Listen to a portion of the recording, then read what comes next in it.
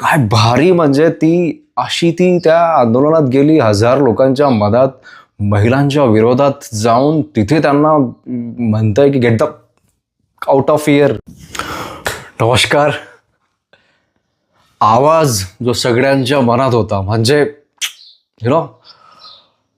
मुंबई वरळी गर्दी गोंधळ आणि एक आंदोलन, महिला आरक्षणांच्या समर्थनात रस्त्यावर उतरलेले आपले नेते आणि त्याच रस्त्यावर अडकलेले सामान्य लोक.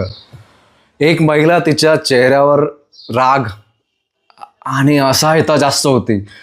माझं मूळ शाळेत वाट बघताय आणि मी एका तासापासून इथे अडकलेली आहे. ती पुढे आली, नेत्यांसमोर उभी राहिली आणि प्रश्न विचारला, गेट द फक आउट ऑफ हिअर.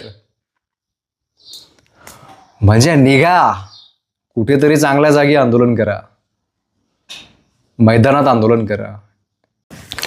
आणि मला एक प्रश्न आहे की रस्ते अडकवून तुम्ही कोणाचं भलं करताय? ते आंदोलन क्षणाभरासाठी एकदम शांत झालं. तो आवाज फक्त तिचा नव्हता, तो प्रत्येक त्या माणसाचा होता जो तो रोज ट्रॅफिकमध्ये अडकतो, त्रास सहन करतो आणि तरी शांत राहतो.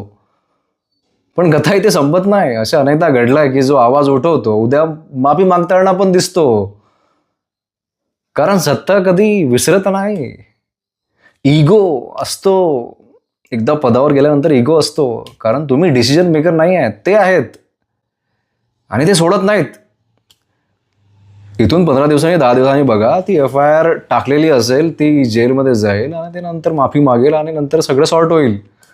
आणि तेव्हा तिला सेम पब्लिक सपोर्ट नसेल. पण कुठे आहे महाराष्ट्रात? काय भारी म्हणजे ती त्या आंदोलनात गेली, हजार लोकांच्या मधात महिलांच्या विरोधात जाऊन तिथे त्यांना म्हणताय की get the out of here, निघा इथून. माझं मूल अडकलंय तिकडे शाळेमध्ये आणि मला आणायला जायचं आहे. हे काय फालतुगिरी लावली आहे रस्त्याच्या मधात? कुठेतरी मैदानात करा. तुमचे पॉईंट्स काय असतील काय नाही, असे व्यक्ती असायला पाहिजे. अशा फिमेल्स, अशा महिला महाराष्ट्रात असायला पाहिजे आणि अशा शिक्षित महिला असायला पाहिजे. आता बघितलं आपण खूपदा महाराष्ट्रात काय चाललंय मला नाही माहिती, पण वाचवा, कुठेतरी महाराष्ट्र वाचवा आणि थोडी जाणीव असू द्या. जय हिंद.